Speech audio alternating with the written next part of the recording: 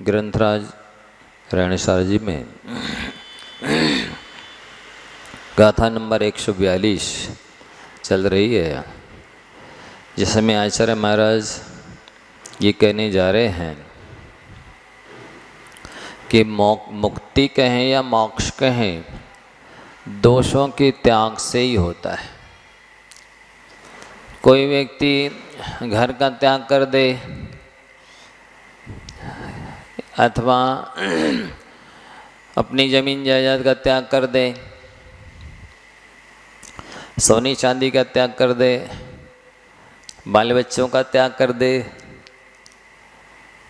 Bye में भोजन भी का भी त्याग कर दे, लेकिन दोषों का त्याग ना करे तो उसे मोक्ष नहीं होगा। दोषों के त्याग के बाद ही घर का, परिवार का, परिग्रह का त्याग सार्थक होता है। आप देखेंगे बहुत सारे ऐसे संत महात्मा हैं जिनने शादी कराने का त्याग किया, जिनने घर परिवार छोड़ दिया, जिनने हो सकता कई ऐसे हैं कि वो अनाज नहीं खाते, केवल कंदमूल खाते हैं। कई ऐसे हैं कि जो खड़े ही रहते दिन भर, कई बैठे रहते, लेटते नहीं हैं, कई बालों के आश्रयशील वृक्षों पर लटके रहते, कई शीर्षासन लगाए रहते, कई अपने आप को यहाँ तक जमीन में गड़ा देते हैं। कई ऐसे हैं कि चारों दिशाओं में अग्नि जला लेंगे, बीच में बैठ जाएंगे, पंचाग्नि तक। कई ऐसे हैं पूरे शरीर में राख लगा लेंगे, अब दांत खांच खुजली होगी उसको सहन करेंगे, बाल रख लेंगे, बालों में जुए चिपटी इत्यादि जीव होंगे, उनको खुजलाते हैं, काटते हैं, उसको सहन करते हैं, नहाते नहीं हैं, सोते नहीं हैं। ऐसे हिमालय आदि की कंदराओं में बैठे रहते। हम लोग गए बद्रीनाथ, देखा पूरे पे बर्फ़ जमा है। एक बाबा बोरा ओढ़ करके वहाँ पत्थर की शिला में बैठा हुआ है। वहीं कोई दे गया कुछ भोजन सामग्री, अनाज वगैरह, कुछ बनाने की व्यवस्थाएं, थोड़ा बहुत पका लिया, बना लिया, खा लिया, बैठे रहते। लेकिन ऐसी अनेक तरह की तपस्या करने वाले हैं, पर उन्हें वास्तव में पता नहीं है मोक्ष कैसे होता है, कर्मों की निर्जरा होती कैसे। अनेक तरह की नांगा बाबा हो सकते हैं जिनके पास कुछ भी नहीं है, वाह में कुछ नहीं है, लेकिन अंतरंग में जो विषय वासना है, कषाय है, विषयासक्ति है, मोह है, वो नहीं छूटता है। गांजा पीते रहेंगे गौ, उससे शरीर में गर्मी लाएंगे। कई ऐसी चीज़ें, लहसुन इत्यादि कुछ ऐसा खा लेंगे जिससे कि शरीर में गर्मी रहे, तो बर्फ़ के बीच में बैठे रहेंगे, फिर भी कोई फर्क नहीं पड़ेगा। कोई ऐसी अनेक तरह की जड़ी बूटियाँ, दवाइयाँ खा लेते हैं। तो वो समझते नहीं हैं कि मुख्यतः कैसे मुक्ति होती है, कौन से दोषों का हमें अभाव करना है, किसकी वजह से संसार बढ़ता है, संसार की वृद्धि होती है, कर्मों का बंध होता है, वो नहीं समझते। तो यहाँ पर आचार्य महाराज कह रहे हैं कि ये दोषों के त्याग से मुक्ति होने वाली है। जैसे पहले भी दृष्टांत दिया था, प्रसंग में फिर से दे रहे कि जैसे गाय है, गाय के सींग बहुत अच्छे हैं, उसका रंग रूप बहुत अच्छा है, उसकी पूंछ बहुत अच्छी है, हाँ, उसके गले में घंटा बंधा है, लेकिन दूध नहीं देती। बोलो कोई खरीदेगा? बहुत अच्छी दिख रही, सुंदर देखने में, नहीं। गाय की कीमत दूध से है, ठीक इसी प्रकार से मोक्ष मार्ग में साधक की कीमत गुणों से है। किसके अंदर कितने गुण हैं, क्षमा है कि नहीं, सब कुछ क्षमा कर चुका है, सबसे क्षमा मांग चुका कि नहीं, उसको विनम्रता है कि नहीं, नहीं तो अपने तप का ही मद हो जाए। तो कर्मों की नजर ना होकर फिर कर्मों का उल्टा बंद होगा। सरलता है कि नहीं, वो अपने दोषों को छुपाता तो नहीं है, अपनी कमियों को भी छुपाना बिना मायाचारी के संभव नहीं है। जो जितना मायावी होगा वो अपने दोषों को उतनी तरह से सेक्रेट रखेगा, सुरक्षित रखेगा, छुपा के रखेगा। और दोषों को छुपाना तो ऐसा ही है कि जैसे किसी के व्यक्ति के अंदर कैंसर हुआ हो, उसे छुपा के रखे, हमें कुछ नहीं है, हैं? बोलो वो स्वस्थ होगा नहीं, कितने दिन जिएगा। तो ऐसी ही स्थिति दोषों के साथ है। व्यक्ति यदि अपनी कमजोरियों को छुपाता है, अवगुणों को छुपाता है, दोषों को छुपाता है, व्यसनों को, असंयम को, कषाय को, पाप को छुपाता है, तो वो उसकी मुक्ति त्रिकाल में कभी नहीं होगी। तो यहाँ सौदोष शांत्या विहितात्म शांति शांतिर्विधाता शरणम गतानाम भूयात भव क्लेश भयोपशांति शांतिर्जिनों में भगवान शरण्याम। समंत भद्राचार्य महाराज ने भी शांतिनाथ भगवान की स्तुति करते हुए लिखा कि हे भगवान, आपने अपने दोषों की शांति करके आत्म शांति प्राप्त की है। ये पक्का नियम है, जब तक आप अपने दोषों को नहीं छोड़ेंगे, दोषों की शांति नहीं करेंगे, दोषों का अभाव नहीं करेंगे, तब तक आपको आत्म शांति नहीं मिल सकती।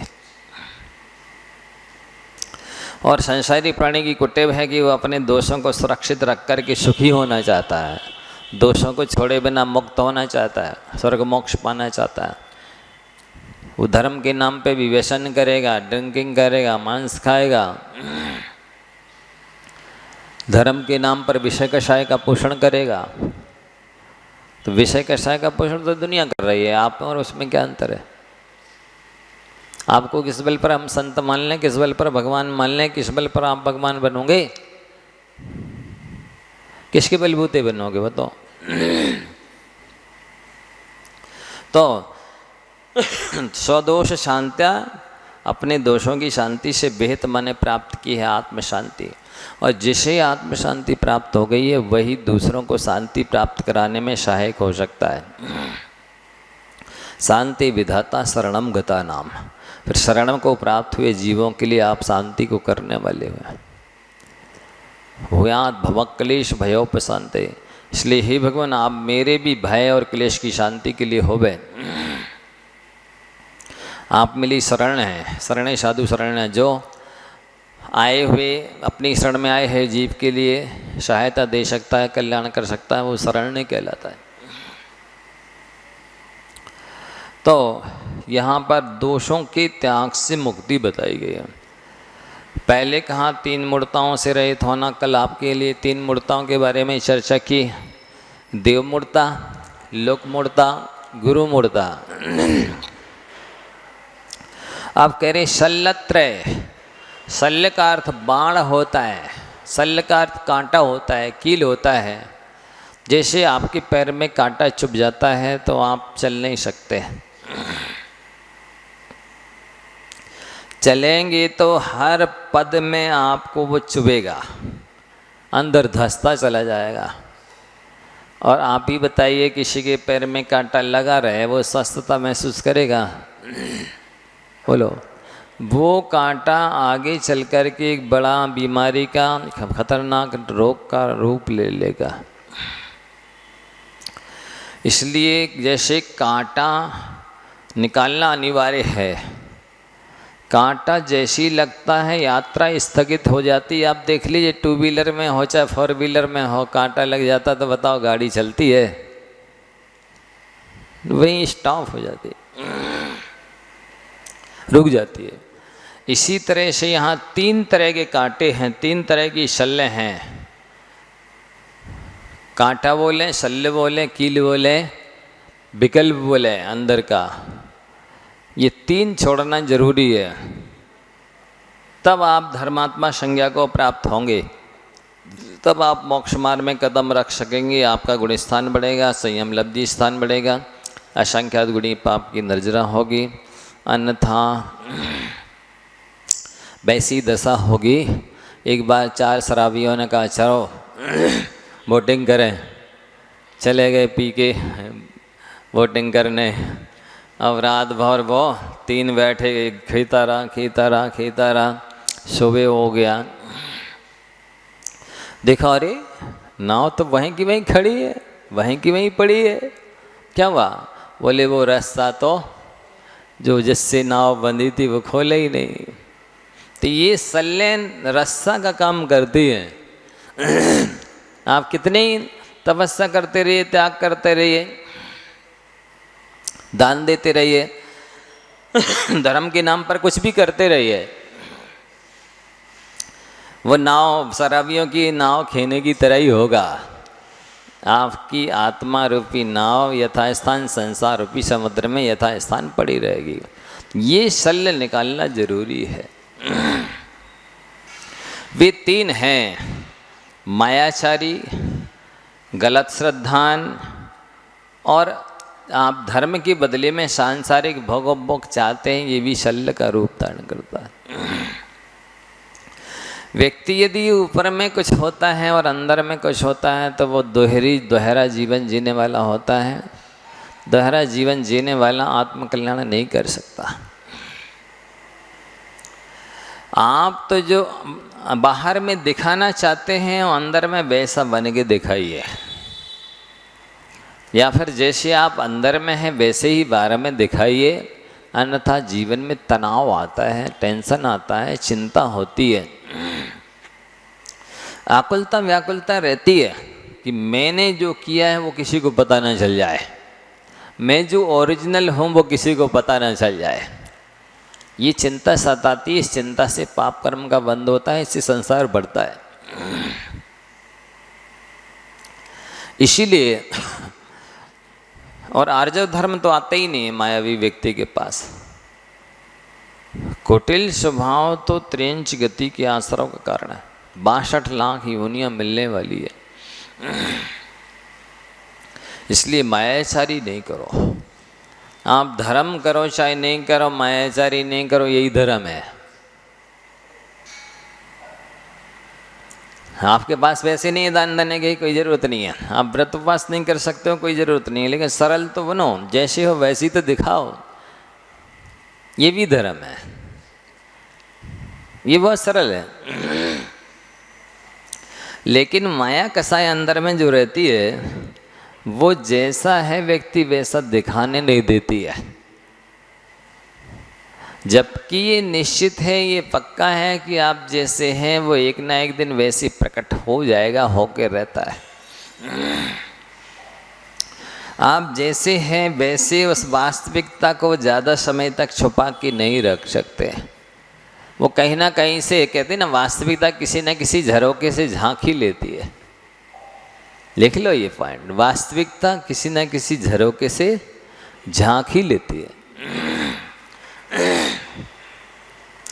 वास्तविकता को छुपा के नहीं रखा जा सकता है। आप रुई में आग से लपेट के रखो, तनो तन मनोमन रुई ढक दो, वो तो एक ना एक दिन आग प्रकट हो ही जाएगी, निश्चित बात है। उसको आप रुई के माध्यम से ढक के रख नहीं सकते हैं आग को। इसी तरह वास्तविकता जो है आप उसे छुपा के रख नहीं सकते हैं। वो कभी ना कभी कहीं ना कहीं प्रकट हो ही जाएगी। और जब प्रकट होना ही है तो क्यों छुपाते हो? नहीं, आप देखो, प्रयाग करके व्यक्ति अपने नेचर के बारे में बताता रहता है क्या सबसे, कि मैं रागी हूँ, कि कामी हूँ, कि आलसी हूँ, कि विषय लोलपी हूँ, मैं कंजूस हूँ, बताता है कोई किसी को? लेकिन जानते तो सब हैं सबका नेचर। सबका नेचर सब जानते हैं कि ये ऐसा है, ये फलाना ऐसा, ये ऐसा है। तो जब जाने ही जाना है, पता ही चल जाना है, पता चल ही जाता है, तो फिर क्यों छुपाने का प्रयत्न करता हूँ? इसमें तो केवल समय और श्रम लगता है, छुपाने में बुद्धि भी लग जाती है और छुप पाता ही नहीं है। इसलिए सहज सरल बनो। दूसरों की संतुष्टि पहले से पहले आत्म संतुष्टि होनी चाहिए। जो दूसरों की संतुष्टि से पहले आत्म संतुष्टि नहीं पाता है और दूसरों को संतुष्ट करना चाहता है, न वो स्वयं संतुष्ट हो पाता है, न सामने वाले को संतुष्ट कर पाता है। वस्तुतः ध्यान रखने लायक बात यह है कि आप अपने विषय में क्या सोचते हैं, इस संबंध में विचार कीजिए। दूसरा आपके संबंध में क्या सोचता है वो तो उसका दृष्टिकोण है, वो जो उसके सोचने विचारने की क्षमता है, जिस वजह से वो वैसा आकलन करता है, उसने जैसा आकलन किया है आप वैसे हैं, जरूरी थोड़ी है।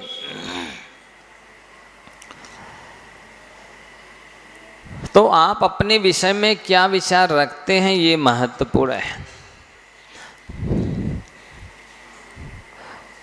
तो लौकिक कार्यों को धर्म मान के करना, इससे बड़ी लोक मूढ़ता और क्या हो सकती है।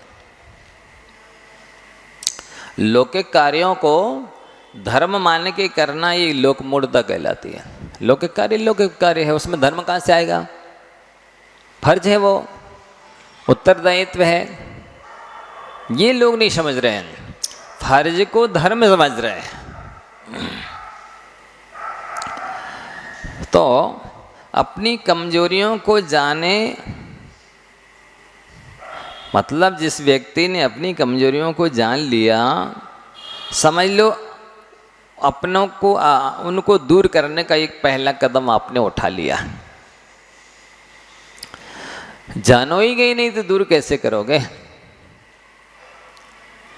इसलिए ये बहुत महत्वपूर्ण है कि व्यक्ति अपनी कमजोरियों को समझे, जाने, पहचाने कि मेरी कमी कहाँ पर है, किस कमी की वजह से मैं पिछड़ा हूँ, किस कमी की वजह से मैं नीचे हूँ, किस कमी की वजह से मेरी गति रुकी हुई है। और ये व्यक्ति तब तक नहीं समझ सकता जब तक स्वाध्याय ना करे, सत्संगति ना करे, क्योंकि वो स्वयं तो समझ ही नहीं सकता है, उसे तो पता ही नहीं है कि कमियां होती क्या है। अपनी आंखों से अपने को देखिए, दूसरे की आंखों से आप देखे जा रहे हैं, हो सकता है उसकी आंखों में पीलिया हो, हाँ? उसकी आंखों में पीलिया है और वो आपको देख रहा है तो पीले पीले देखेगा आपको। और आप, उसने कह दिया साहब आप तो पीले पीले लग रहे हैं, और आपने मान लिया, तो डॉक्टर के यहाँ पहुँच जाओगे, भाई साहब मुझको पीलिया हो गया, हमें दवाई दे दीजिए। अपने को बीमार मान लोगे आप तो, समझ रहे हैं? इसलिए स्वयं को स्वयं की आंखों से देखना प्रारंभ करो।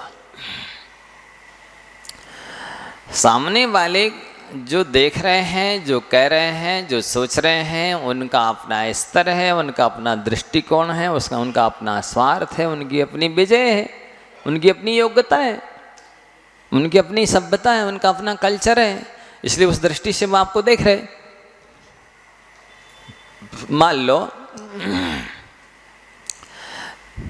कोई कर्नाटक से यहाँ आ जाए, अब वो आपके रहन सहन को, खान पान को अच्छा नहीं समझेगा।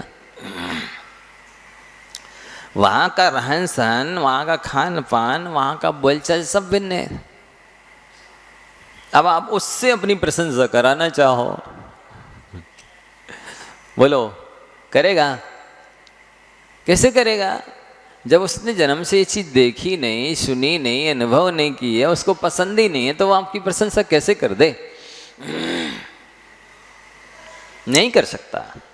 ठीक यही बात आपको यहाँ भी हर व्यक्ति में लागू करनी चाहिए। प्रत्येक व्यक्ति का रहन सहन, खान पीन, बोलचाल, उसकी धारणा, उसकी थिंकिंग, उसकी आयु, उसकी पर्याय, उसका लक्ष्य, उसका ज्ञान, उसका वैराग्य, उसकी संस्कार, उसकी संगति सब भिन्न है। इसलिए वो अपनी दृष्टि से आपको देखेगा। और होता यही है प्राय महिलाओं से, देखो जैसे इनने मान लो 50,000 की साड़ी खरीदी, वो पहन के आई, और अब वो चाह रही हैं कि ये बाजू में बैठी महिला या हमारी सहेली इसकी प्रशंसा कर दे, कितनी अच्छी लग रही। तो मेरी साड़ी 50,000 रुपये की साड़ी पहनना सार्थक हो गया। और यदि उसने कह दिया और तो सब ठीक है दीदी, लेकिन इसकी थोड़ा सा कलर पसंद नहीं आया, अब बताओ वो जो पहनने वाली महिला है, अब वो दोबारा पहन के नहीं आएगी वो साड़ी, क्योंकि वो 50,000 रुपये भले लग गए हैं लेकिन उसका कलर ठीक नहीं है, जबकि उसका अपना कलर है, अच्छा है, उसके लिए वो कलर पसंद नहीं है। इसके पीछे उस व्यक्ति की ग्रह नक्षत्र भी भिन्न हो सकते हैं, उसके शरीर की प्रकृति वात पित्त कफ भी अलग अलग हो सकती है। मान लो किसी की पित्त प्रकृति है तो उसको लाल कलर से पित्त बढ़ेगा और वो उसे पसंद नहीं करेगी। पित्त प्रकृति के लिए धूप दिखती है दूर से ही तो ही आंखें चौधे आती हैं। अब आप कहो नहीं नहीं दीदी आप बोल दो ना अच्छी है, वो बोलेगी नहीं, और ये नहीं बोलेगी तो ये उतार के रख देगी, दोबारा पहनेगी नहीं। ये हो रहा है, आप देखना जरा। चाहे वो एक एग्जाम्पल दृष्टांत है, इस साड़ी के बारे में हो, चाहे और आभूषणों के बारे में हो, दुकान मकान के बारे में हो, किसी भी चीज में लगा लीजिए आप।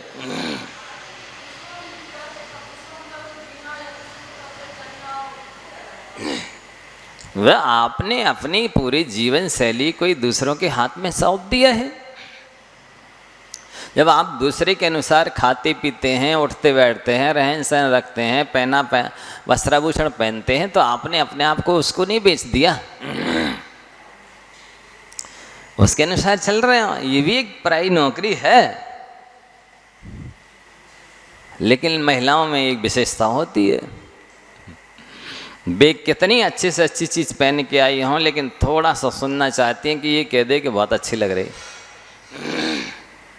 गुनाह की महिलाओं की बात नहीं कर रहे हैं,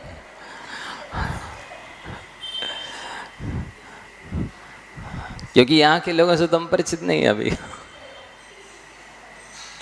अन्यत्र जहाँ से हम परिचित हैं वहाँ के लोगों की बात कर रहे हैं।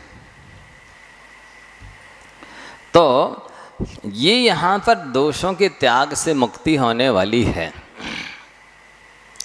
मुक्ति तो जब होगी वस्तुतः दोषों के त्याग से यही तत्काल में भी शांति मिलती, राहत मिलती है।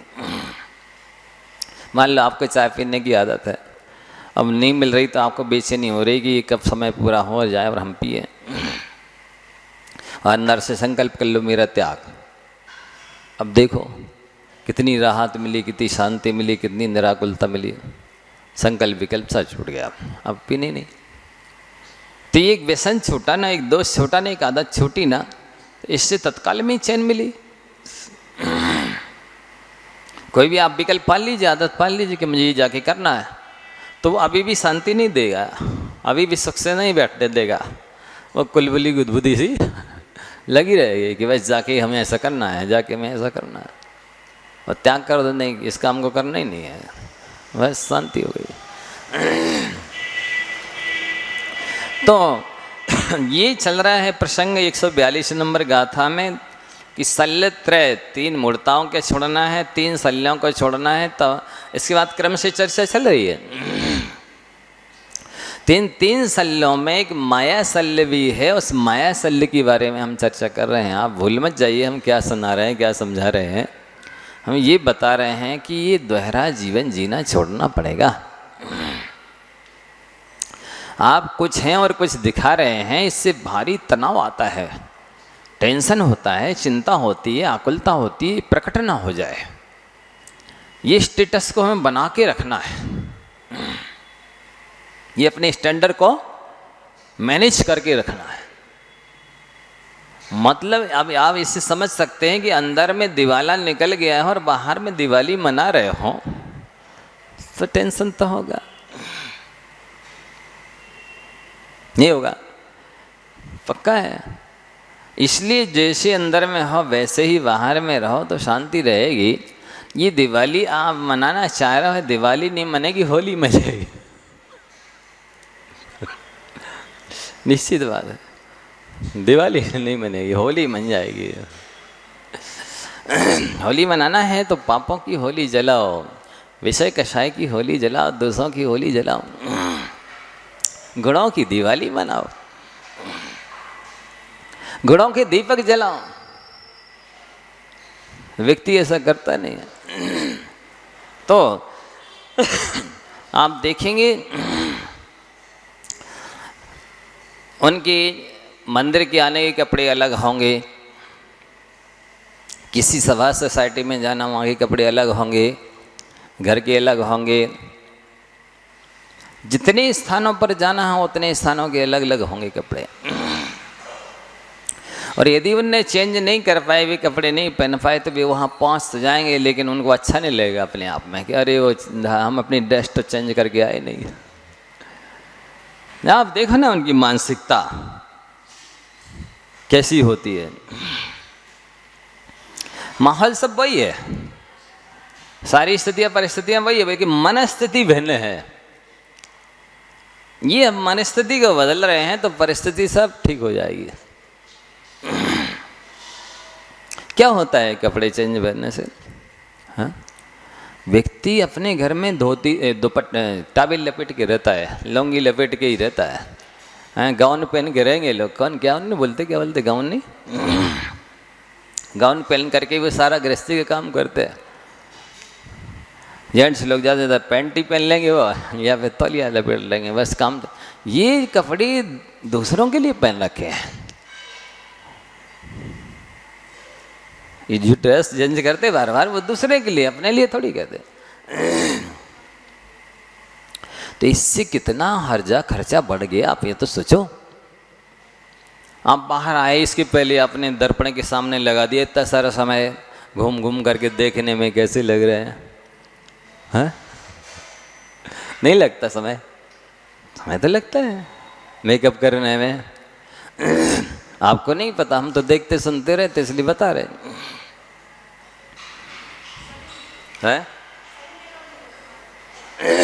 गुना वालों की बात नहीं कर रहे, जो लोग यहाँ सुन रहे उनकी भी बात नहीं कर रहा। हाँ, वही कह रहे हैं ना, वही कह रहे हैं। कई लोग तो अपने पर्स में, बैग में दर्पण कंघी रख के चलते हैं, और बैग ना हो तो जेब में रख के चलते हैं।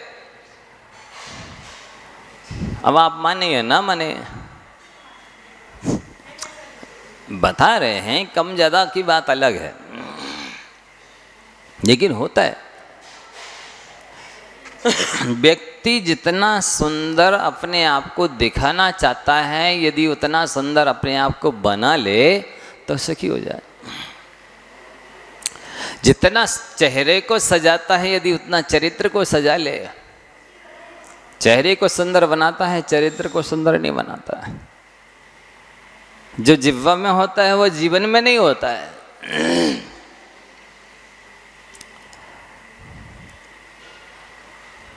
जो दिल में होता है वो दिमाग में नहीं होता, जो दिमाग में होता है वो दिल में नहीं होता है। ये दोहरा जीवन कहलाता है। हम आपको ये बता रहे हैं कि आप हैं कुछ और दिखाते कुछ हैं।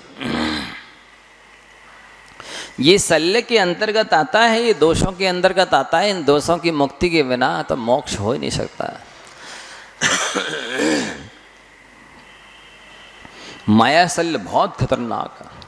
मतलब ये संसारी प्राणी समझ नहीं रहा है कि मैंने कोई कमी को पाल रखा है, कोई दोष को पाल रखा है, और 6 महीने से ज़्यादा हो गए आज तक मैंने उसकी आलोचना नहीं की है, निंदा करहा नहीं की है, मैंने गुरु से प्रायश्चित नहीं लिया है, मेरा गुण स्थान गिर गया है, सम्यक दर्शन के शान में मिथ्यात्व आ गया है, नहीं था तो अब और गाढ़ प्रगाढ़ हो गया है। वो समझते ही नहीं। कितने दोषों पे दोष करता चला जाता है और अपनी कमियां छुपाए रखता है। ये अनंत अनुबंधी माया है। और मुख्य रूप से देवशास्त्र गुरु को आलम्बन बना करके, निमित्त बना करके यदि मायाचारी की जाती है तो वो तो अनंत अनुबंधी माया है ही। जब किसी भी क्षेत्र में की जाए, जैसे मान लो रामचंद्र जी लक्ष्मण जी को यदि 6 महीने से ज़्यादा टांगे रहते तो फिर उनके, अब वो तो छायक सम्यदृष्टि थे, मान लो कोई छायक सम्यदृष्टि होता तो उसका गुणस्थान गिर जाता। जबकि देवशास्त्र गुरु का यहाँ पर संबंध नहीं है, या तो भाई के लिए टांगे हुए हैं।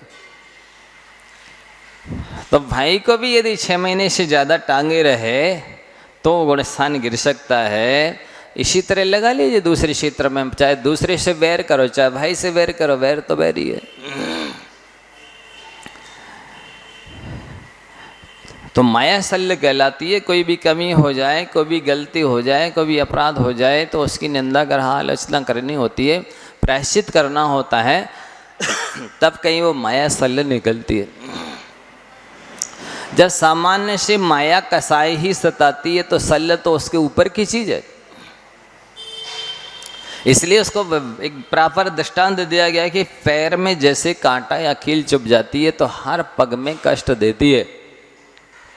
ठीक इसी प्रकार से आपने कोई दोष किया है, कोई पाप किया है, कोई गलती की है और आलोचना नहीं की है तो वो शल्य का रूप धारण कर लेती है। और इस शल्य की वजह से आपका गुणस्थान गिर जाता है।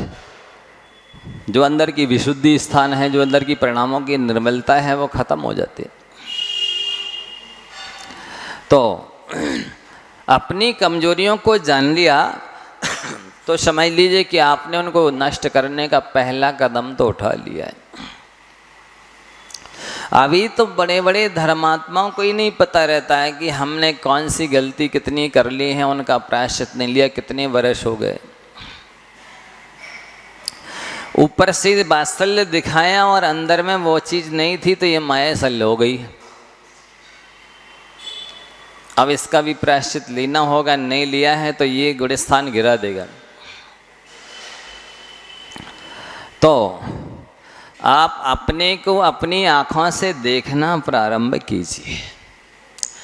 प्रशंसकों से निज को ना आको, स्वयं स्वयं में एक बार झाको। लिबास कोई न सुखी बनाता, कमी स्वयं की यदि न हटाता।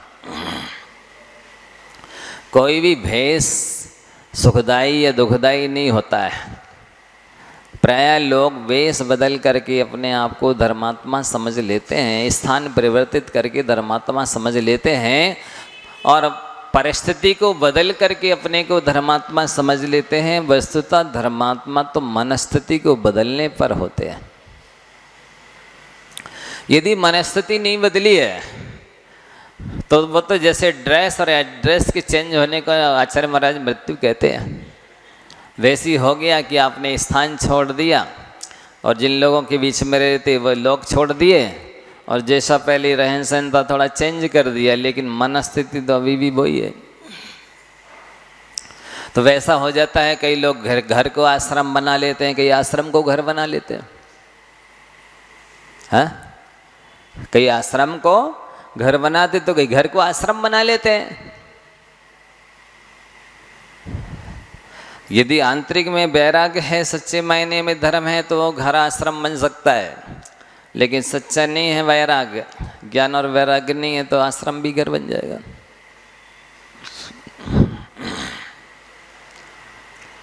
तो यहाँ पर कहा जा रहा है कि माया शल्य छोड़ना है। माया शल्य बहुत व्यापक है। वो दर्शन के विषय में भी हो सकती है, ज्ञान के विषय में भी हो सकती है, चारित्र के विषय में भी हो सकती है, देव के विषय में भी हो सकती है, शास्त्र के विषय में भी हो सकती है, गुरु के विषय में भी हो सकती है। मतलब जैसी श्रद्धा भक्ति होना चाहिए देवशास्त्र गुरु के प्रति वैसी नहीं है। अंदर में कृतज्ञता नहीं है, समर्पण नहीं है। केवल स्वयं की ख्याति विजय लाभ के लिए यदि कोई ऊपर से नाम ले रहा है, जयकारा लगा रहा है, माया शल्य हो गई। अब इससे गुणस्थान गिर जाएगा, इससे संयम लब्धि स्थान विशुद्धि गिर जाएंगे, स्थान गिर जाएंगे। अब इससे संसार घटेगा नहीं। नाम लेते हुए भी, जयकारा लगाते हुए भी आपका संसार बढ़ रहा है। अब आप दुनिया, आप सारी दुनिया आपको धर्मात्मा मानते रहे और आप अपने आप को मानते रहिए, कल्याण नहीं होगा। ये आपको बहुत गंभीरता से समझना है कि माया शल्य है क्या आखिर। ये दोहरा जीवन पूरा माया शल्य के अंतर्गत आता है। जो आप दिखा रहे हैं वो जो है नहीं वैसे। जितनी भी चर्या चेष्टा कर रहे हैं सब दिखाने के लिए कर रहे हैं। अंदर में कुछ है, बाहर में कुछ दिखा रहे हैं। इसी को बगला भक्ति कहा जाता है। तो माया शल्य है, मिथ्यात्व शल्य है। मिथ्यात्व कैसी शल्य होगी? मिथ्यात्व मन अश्रद्धा ना, अब उसमें शल्य जोड़ने की क्या आवश्यकता। मतलब गलती करना ये हो गया एक प्रकार का मिथ्यात्व, और गलती को गलती के रूप में नहीं स्वीकार करना ये हो गया मिथ्यात्व शल्य। अंतर समझ में आ रहा है? गलती भी कर रहे हैं और फिर गलती को गलती स्वीकार भी नहीं कर रहे, तो ये शल्य का रूप धारण कर लेता है। तो इसलिए एक तो पता ही नहीं है कि देवशास्त्र गुरु का वास्तविक स्वरूप क्या है, उनके प्रति वास्तविक श्रद्धा क्या होना चाहिए, और दूसरी बात फिर उसको सही कह रहे और स्तुति गा रहे, प्रशंसा कर रहे। सही जो वास्तविक है उसकी निंदा कर रहा है, उसके प्रति घृणा रख रहा है, उसके प्रति नफरत रख रहा है, उसके प्रति द्वेष रख रहा है। जो गलत है उसकी प्रशंसा कर रहे हैं, उसकी भक्ति कर रहे हैं, उसकी पूजा कर रहे हैं, उसका सपोर्ट कर रहे हैं, तन मन धन से लगे हुए हैं। ये मिथ्यात्व शल्य कहलाती है। और अब मान लो आप ऊपर से वीतराग देव शास्त्र गुरु को मान रहे हैं, और कोई विपत्ति में या बीमारी में या कोई मुश्किल में आपने मिथ्या देवी देवताओं की आराधना कर ली है, और फिर उसके बाद में प्रायश्चित नहीं लिया गुरु से, तो ये भी माया शल्य है, मिथ्यात्व शल्य है। अब यदि वो आगम में मान्य है, उसका उल्लेख शास्त्र में है, तब तो वो नहीं कहलाएगा, लेकिन यदि शास्त्र से बाह्य है तब तो शल्य है ही। जो छद्मस्त के द्वारा बनाया गया मार्ग है, वो कोई भी पंथ हो वो मिथ्यात्व शल्य के अंतर्गत आएगा। हम नाम में ले नहीं सकता, बहुत सारे चल रहे हैं वर्तमान में ऐसे पंथ, जिसका थोड़ा सा किसी का पुण्य था, प्रभावशाली था, और उसने एक पंथ शुरू कर दिया। ऐसे कई चल रहे। कोई देव शास्त्र गुरु में से केवल शास्त्र को मानते हैं, देव को विराजमान नहीं करना चाहते। अपन नाम ना लो। अब उनसे कहा कि भैया भगवान को क्यों नहीं विराजमान करते? अरे बड़े भांत शल्य बढ़ जाती है, फिर अभिषेक करो, पूजा करो, फिर उस द्रव्य को कहाँ रखो, फिर भगवान की सुरक्षा करो। मतलब भगवान की सुरक्षा करने में उनको कबाड़ी जैसी लग रही है कवायद, और इतने सारे अपने विषय कषाय की सामग्री, भोगोपभोग की सामग्री की सुरक्षा करने में कवायद नहीं लगती। घर परिवार के चलाने में उनको कवायद नहीं लगती। तो अकेले शास्त्र को मानते, क्यों देव को ही मानते और शास्त्र को मानते, गुरु को नहीं मानते। ये सब अभी अभी लगभग 400-500 साल के भीतर भीतर ये नए सम्मूर्छन जैसे पंथ जन्म ले हो गए।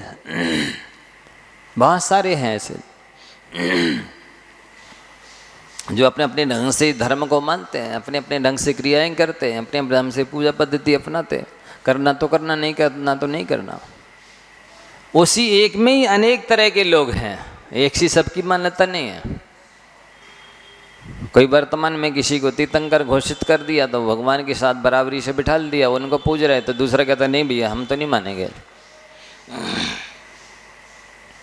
तो ऐसे हैं। तो कोई अकेले गुरु को ही मानते हैं, जो गुरुदेव की आज्ञा है, जो गुरु ने बताया वही धर्म है, वही सब कुछ है, जो कुछ भी है वही आचार विचार है, वही मोक्ष मार्ग है। बाकी ना उनको भगवान से मतलब, ना शास्त्र से मतलब। नाम मात्र के लिए भगवान है, नाम मात्र के लिए शास्त्र हैं, बाकी शास्त्र पढ़ते नहीं हैं, और कई चीज़ों में अच्छेरे हैं, उनको छेड़ो ही मत। ऐसे भी है, उनको नहीं छेड़ो, उन पर चर्चा नहीं करो, क्योंकि उसका उत्तर नहीं, इसलिए छेड़ो मत। तो ऐसे पंथ अनेकों चल रहे हैं, वे सब मिथ्यात्व शल्य के अंतर्गत आते हैं।